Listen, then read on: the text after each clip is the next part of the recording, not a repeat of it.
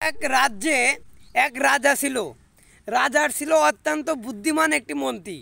মন্ত্রীর মাথার মধ্যে ছিল অনেক বুদ্ধি। মন্ত্রীর মাথার মধ্যে এত বুদ্ধি ছিল যে সব সমস্যার সমাধানই কিন্তু মন্ত্রীর কাছে ছিল। তো রাজামশাই কোনো বড় সিদ্ধান্ত বা কোনো বড় কাজ করার সময় মন্ত্রীর সাথে পরামর্শ করত যে এই কাজটি করা যাবে কি না। এই জন্যই কিন্তু রাজ্যের অন্য সভাসদরা মন্ত্রীমশাইকে অনেক হিংসা করত, মনে মনে অনেক হিংসা করত। তো কয়েকদিন পরে রাজামশাই মন্ত্রীমশাইকে প্রশ্ন করলো, আচ্ছা মন্ত্রীমশাই, আপনার মাথার মধ্যে এত বুদ্ধি, এত জ্ঞান, কিন্তু আপনার ছেলের মাথার মধ্যে কোনো বুদ্ধি নাই, কোনো জ্ঞান নাই। তখন মন্ত্রীমশাই বলল, আপনি আমার ছেলের কী থেকে বুঝলেন যে আমার ছেলের মাথার মধ্যে কোনো জ্ঞান নাই, কোনো বুদ্ধি নাই? তখন রাজামশাই বলল যে আমি প্রতিদিন সকালে রাজ্যের বাইরে হাঁটতে যাই, তখন তোমার ছেলের সাথে আমার প্রতিদিনই দেখা হয়। আমি তোমার ছেলেকে বলি সোনার মুদ্রার দাম বেশি নাকি রূপার মুদ্রার দাম বেশি, তখন তোমার ছেলে আমাকে উত্তরে বলে রূপার মুদ্রার দাম বেশি। এই কথা শোনার সাথে সাথে রাজ্যের সবাই হেসে উঠল এবং মন্ত্রীর অনেক মন খারাপ হয়ে গেল। মন্ত্রী রাগ করে বাড়িতে গেল। যাওয়ার পরে তার ছেলেকে ডেকে বলল যে বলো তো কোন মুদ্রার দাম বেশি, সোনার মুদ্রা নাকি রূপার মুদ্রা? তখন তার ছেলে উত্তরে বলল অবশ্যই সোনার মুদ্রার দাম বেশি। তখন মন্ত্রীমশাই বলল, তুমি যেহেতু জানোই যে রূপার থেকে সোনার মুদ্রার দাম বেশি, তবে তুমি কেন মহারাজকে প্রতিদিন ভুল উত্তর দিয়ে বলো যে সোনার থেকে রূপার মুদ্রার দাম বেশি?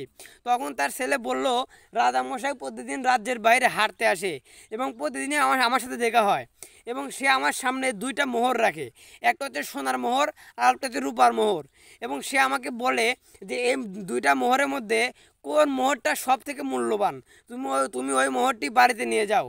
তো আমি তখন রূপার মোহর বাড়িতে নিয়ে আসি। তখন মন্ত্রীমশাই তার ছেলেকে প্রশ্ন করলো, তুমি জানো যে রূপার মোহরের থেকে সোনার মোহরের মূল্য অনেক বেশি, তবে তুমি কেন কম দামি মোহরটি নিলে? তখন তার ছেলে তার হাত ধরে তার ঘরের মধ্যে নিয়ে গেল। নেওয়ার পরে দেখতে পেলো একটি বাক্স, বড় বাক্স। ওই বাক্সটি তার ছেলে খুললো। খোলার পরে মন্ত্রীমশাই বাক্সর মধ্যে দেখতে পেলো অনেকগুলো রূপার মোহর। এটা দেখে মন্ত্রীমশাই অবাক হয়ে গেল এবং তার ছেলেকে প্রশ্ন করলো, তুমি এতগুলো রূপার মোহর কোথায় পেলে? এবং তার ছেলে উত্তরে বলল, এতগুলো রূপার মোহর আমাকে রাজামশাই দিয়েছে। তিনি আমাকে প্রতিদিন প্রশ্ন করতো যে কোন মোহরটি নেবে, রূপার মোহর না সোনার মোহর? আমি প্রতিদিন রূপার মোহর নিতাম, কারণ আমি যদি একদিন সোনার মোহর নিতাম তবে রাজামশাই মনে করতো যে এটা আমার ক্ষতি হচ্ছে, আমি কেন একজনকে সোনার মোহর দিব, এটা আমার ক্ষতি হচ্ছে। তো সে কিন্তু আমাকে সর্বোচ্চ একদিন 2 দিন, কিন্তু 3 দিন বেলা কিন্তু সে আমাকে আর পরীক্ষা করতো না বা আমাকে কোনো প্রশ্ন করতো না। সেজন্য কিন্তু আমি সোনার মোহরও পেতাম না, রূপার মোহরও পেতাম না। সেজন্য আমি প্রতিদিন ভুল উত্তর দিয়েছি এই কারণেই যে আমি তো প্রতিদিন রূপার মোহর পাচ্ছি, যদি আমি সোনার মোহর নিতাম তাহলে কিন্তু আমি সোনার মোহর বেশি দিন পেতাম না, সর্বোচ্চ 2 দিন পেতাম। তারপর কিন্তু রাজামশাই আমাকে আর পরীক্ষা করতো না বা আমাকে কোনো প্রশ্ন করতো না। সেজন্য আমি মূলত ভুল উত্তর দিয়ে রূপার মোহর নিয়েছি।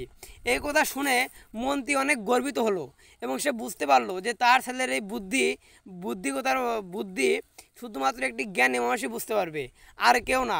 পরে যদি মন্ত্রীমশাইকে যদি কেউ বলতো যে তোমার ছেলের মাথার মধ্যে কোনো বুদ্ধি নাই, জ্ঞান নাই, তখন মন্ত্রীমশাই হেসে চলে আসতো। থেকে আমরা শিখতে পারি অতিরিক্ত লোভ কখনোই ভালো নয়। তাহলে অবশ্যই কিন্তু পেজটি ফলো করে রাখবেন। ধন্যবাদ।